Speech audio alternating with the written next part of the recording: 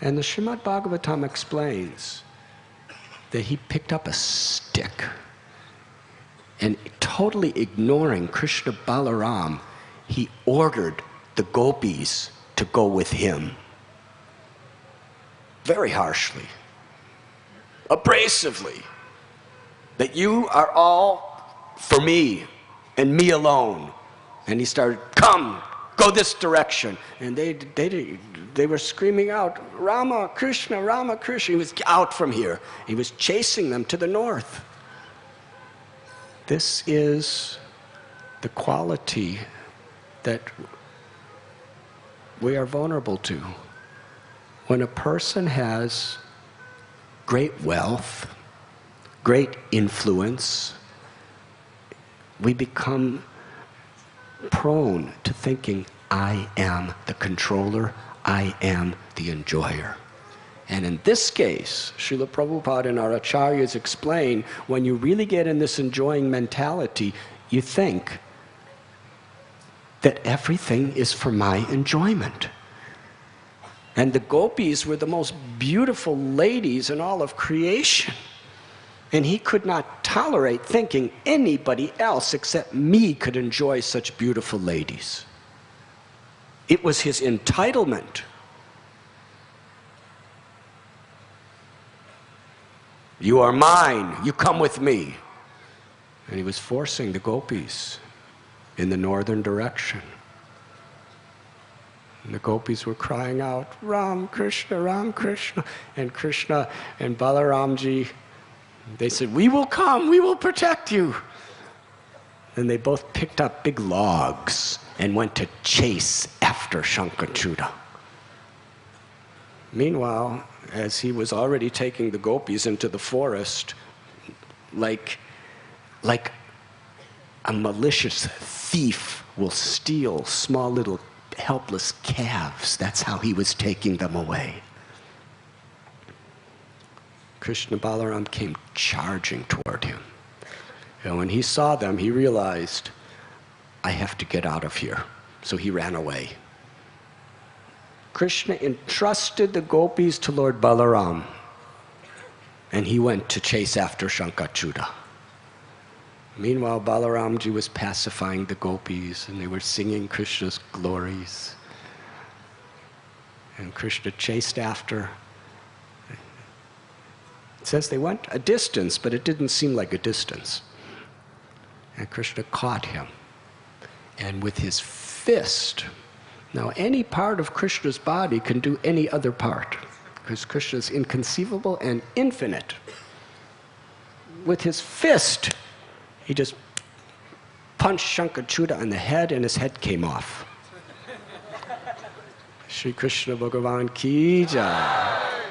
He was liberated. Then Krishna took that jewel and brought it back.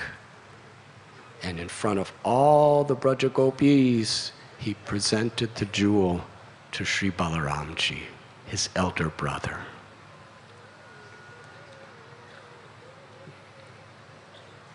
A little later, when Krishna and Radharani were in Shyamkutir, enjoying their beautiful loving pastimes there,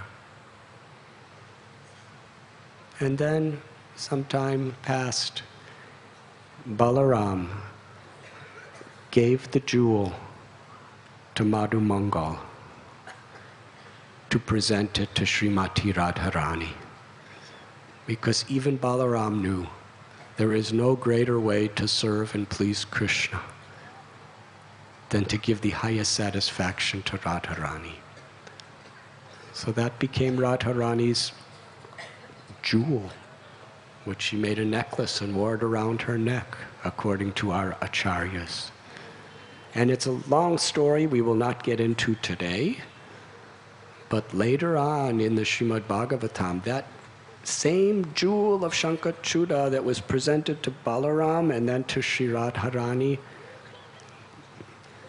became the Shamantaka jewel, which was a very beautiful story. Shankachuda represents proneness to name and fame, and the desire for sense gratification under the plea of devotion. This could be a devastating demon within our hearts. To desire our own personal sense gratification, to try to manipulate situations in the name of Krishna's service for our own sense gratification. That tendency is very much within any neophyte devotee. And even advanced devotees, it's there until we're extremely elevated and purified. The proneness to want to manipulate, facilitate our own sense gratification in the plea of devotional service. And that proneness toward name and fame. People in this world think that getting prestige, fame, or wealth, property, money, that it will give them strength. But real strength is a Goswami. A Goswami is one who doesn't need any of those things. A person who is actually Atmarama, self-satisfied. If we understand the principle of Rupa Goswami, Yukta Vairagya, properly, then we can have all these things, but we use them as instruments of Krishna's service, always remembering nothing is mine. I'm just a custodian of Krishna's property, and my only moral right is to use it for Krishna's service. Whether it's my intelligence, my ability, my wealth, or my influence.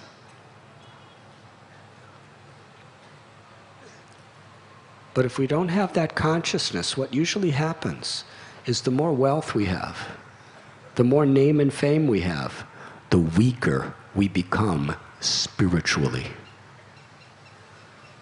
Because like Shankachuda, we think I am the enjoyer.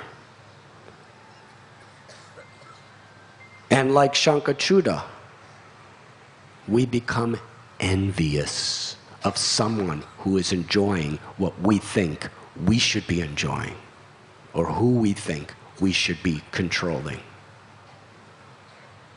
For one who is addicted to the idea of being a controller, to be frustrated in our attempts is extremely painful.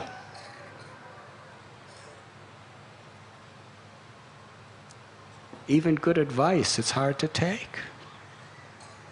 We act in ways that are so terribly destructive to ourselves, to our loved ones, to the world. Therefore, Krishna explains from the very beginning we have to curb these tendencies before it comes to that point. Shankachuda.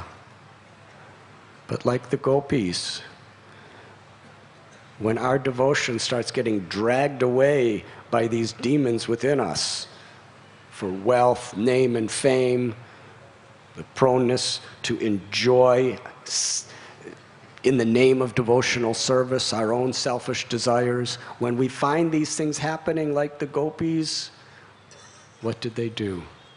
They helplessly, from their hearts, understood that the only way that we can be protected from this violation, from this corruption, is to loudly cry out the holy name.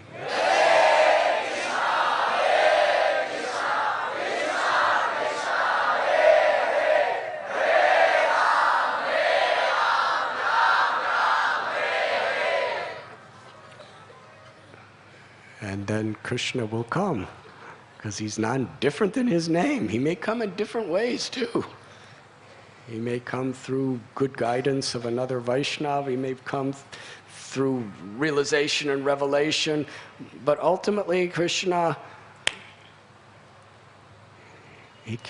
by his grace, he kills these demons within our hearts. And then he presents the crest jewel, the Purushartha Siromani. Lord Chaitanya said, Prema Bhakti, unmotivated, uninterrupted, ecstatic love for Krishna is the crown jewel of all realizations, the ultimate aspiration of every heart. And that is given by Sri Radharani and Krishna. When we sharanagati, when we take shelter through the holy names, through the Srimad Bhagavatam, through the Vaishnavas, and through our seva.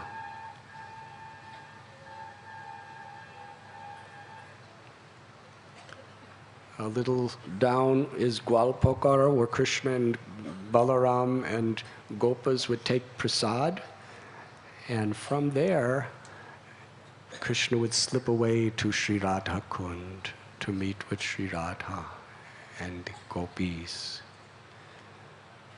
There's a nice story that Madhu Mangal, a Brahmin cowherd boy, who very much was liking eating prasad, especially laddu. He would go with Krishna to Surya Kund, where he would be like a priest and perform different pujas where Sri Radharani was worshipping Surya Dev. And he would get dakshina of laddus. So he came back with Krishna to Gwalpokara, and he had all these laddus wrapped up in a little sack, a little cloth.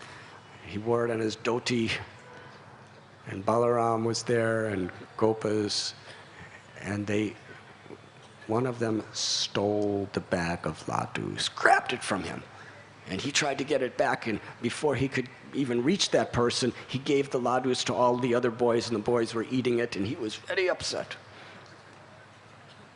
He said, "This is the property of a Brahmin. You have stolen the property of a Brahmin. I have the power to curse you for this." And they all laughed so hard as they were eating his laddus. And while they were laughing, one of them came from behind him and pulled the back of his dhoti out, and another person put their hands around his eyes, and another person pulled his sika out, and it was a very embarrassing situation. So what could he do? Whatever curses, whatever threats, they just laughed and laughed and laughed. And as a cowherd boy, he said, "I'm going to tell your mothers what you did to a Brahmin." And on his way, Krishna met him and said, no, they're just joking, they're just laughing. Here's some laddus, and we'll dress you again. And they all played together in Gwalpokar.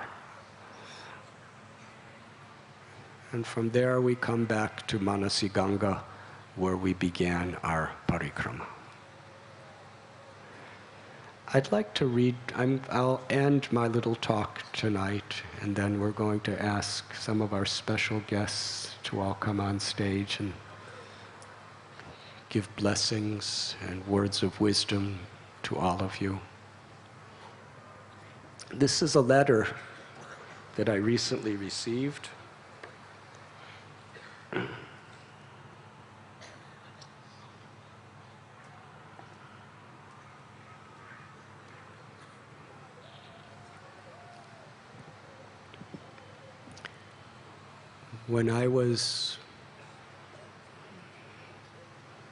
Before I settled in India, in the early 1980s, through the mid-80s, I was traveling and going to colleges and universities in America We started several centers in these areas. And at that time in Cincinnati, on McMillan Street, which was the main road of the college, the University of Cincinnati, with 40,000 students. We were right across the street from the college. Do you want to hear this story? And our next door neighbor on one side was an all-night rock and roll bar. And they had massive amplifiers with music. And on the other side of us was a pizza restaurant, which wasn't so loud, but it was sometimes it distracted devotees.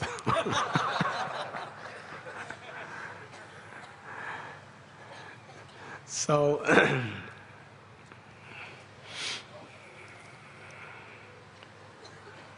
I remember on the weekends trying to sleep in our little center.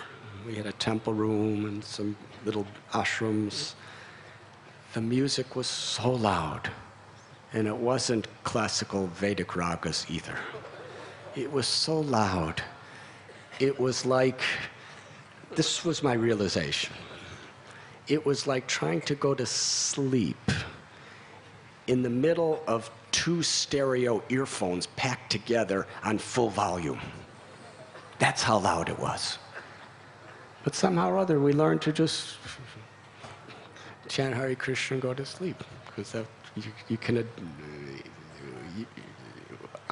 when there's necessity, it's amazing how human beings could adapt and adjust.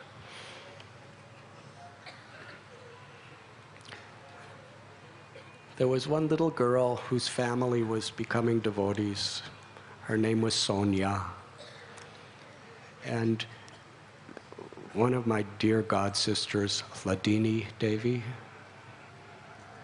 she was traveling to all the different centers that we started, and she was taking care, like a mother, of all the people we were cultivating. And this little girl, Sonia, she was probably about 4 years old or something like that. She followed Hladini around everywhere. She just was completely attached. But what I found is Hladini Devi, Prabhu, she had such a spontaneous, natural enthusiasm to serve. She just was infused and was like a fountain of love for Krishna that anybody she came in contact with just never wanted to leave her. It's incredible. In Columbus, we would do Harinam Sankirtan, and she would make popcorn. Do you know what popcorn is? And she'd pack it in little bags with her own hands, and while we'd be singing, she'd just be smiling and giving out popcorn while she was dancing in the streets of America. She'd be dancing ecstatically, giving popcorn to everybody. And people would just follow her wherever she was. Unbelievable. So this little Sonia, she was very deeply affected by Hladini. Actually, I first met her when she was 3. I just verified this. When she was 3 years old, that's when she first started coming.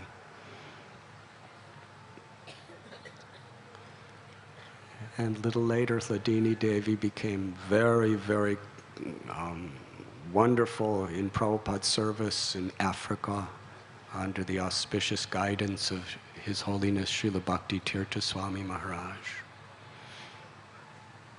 And last year at our drama festival, there was a whole drama about her life. So this letter I'm about to read is from Sonia, who later on became initiated. She was given the name Radha Sundari Devi. And time has its ways of evolving people's lives in different ways. And that little 3-year-old Sonia Now she's Radha Sundari, and she got married. She had a son named Braj Mohan, who is now 3 years old.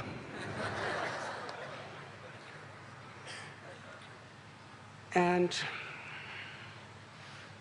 you know, little me, I'm kind of just watching. You know, she was 3, and now he's 3. And where am I going? I'm about the same size. I'm getting a little smaller, I think, actually. But her son, her 3-year-old son's name is Braj Mohan.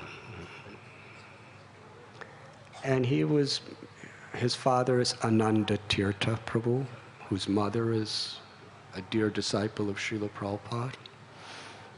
They were both born, or very early age, they came to the path of bhakti.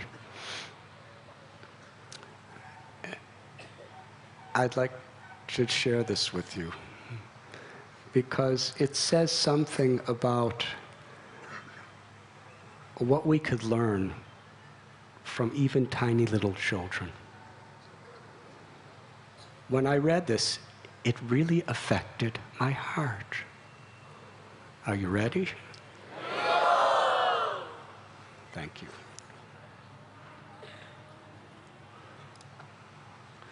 This came this year, just after Radhastami.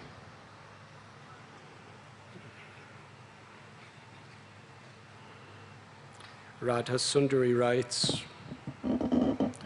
"For the last few days, we have been reading Radharani's pastimes in preparation for Radhastami.